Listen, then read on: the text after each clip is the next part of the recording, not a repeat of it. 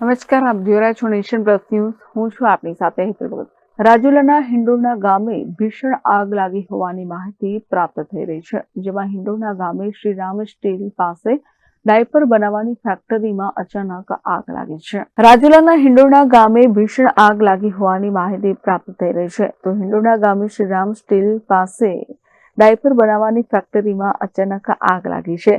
ભયંકર આગ લાગતા ધુમાડાના દૂર દૂર સુધી ગોટે ગોટા જોવા મળ્યા છે. તો આ આગ લાગતા અફરાતફરીનો માહોલ સર્જાયો છે.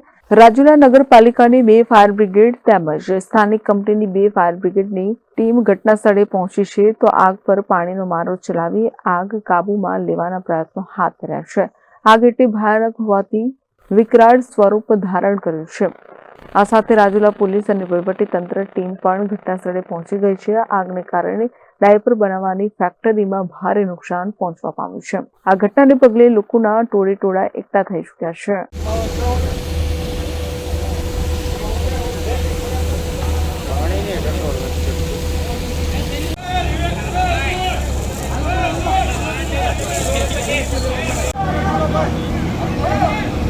Dharmesh Mehta, nation plus news, Rajula.